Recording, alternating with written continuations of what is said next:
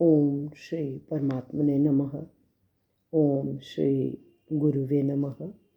अथ चतुर्दशोऽध्यायः। श्लोक नंबर 21।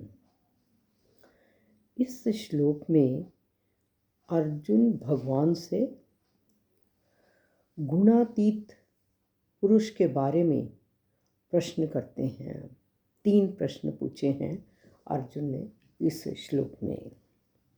ये श्लोक है कैर्लिङ्गैः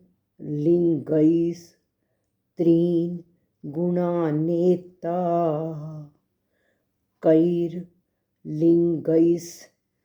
त्रीन् गुणानेता न तीतो भवति प्रभो। न तीतो भवति प्रभो। कैर्लिङ्गैः त्रीन् गुणानेता न तीतो भवति प्रभो। किमाचारः कथं चैतांस। किमाचारः कथं चैतांस त्रीन् गुणानतिवर्तते। त्रीन् गुणानतिवर्तते। पहले कहा है कैर्लिङ्गैः। कई का मतलब किन, लिङ्गैः लक्षणों से, किन लक्षणों से युक्त। और आगे कहा है त्रीन गुणानेता। त्रीन 3 गुणान गुण, और आगे लिखा हुआ त्रीन गुणान एतान, और आगे लिखा हुआ अतीतः। एतान इन त्रीन 3 गुणान गुणों से अतीतः अतीत हुआ, ऊपर उठा हुआ, भवती होता है।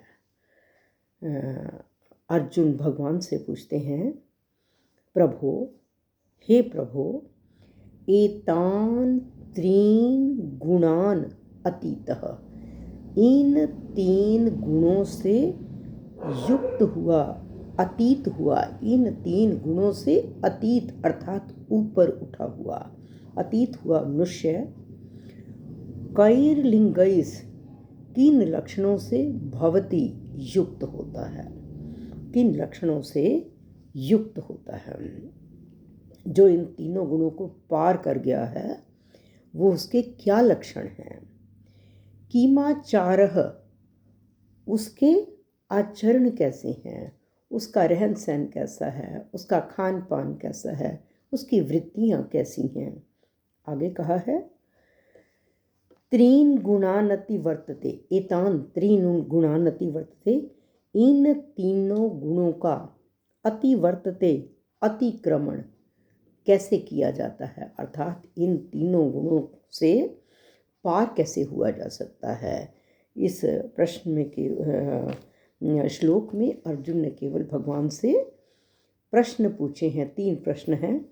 पहला है कि हे प्रभु, इन 3 गुणों से अतीत हुआ मनुष्य किन लक्षणों से युक्त होता है, उसके क्या क्या लक्षण होते हैं। और दूसरा प्रश्न पूछा है कि गुणातीत पुरुष के क्या आचरण होते हैं, उसका कैसा रहन सहन, उसका कैसा खान पान, कैसी उसकी वृत्तियाँ। और तीसरा प्रश्न है इन 3 गुणों का अतिक्रमण कैसे किया जा सकता है, अर्थात इन 3 गुणों से पार कैसे हुआ जा सकता है। एक बार फिर श्लोक बोलती हूँ। कैर्लिङ्गैः त्रीन् गुणानेता। First part. न तीतो भवति प्रभो। किमाचारः कथं चैतांस। चैतांस आधे स तक थर्ड पार्ट।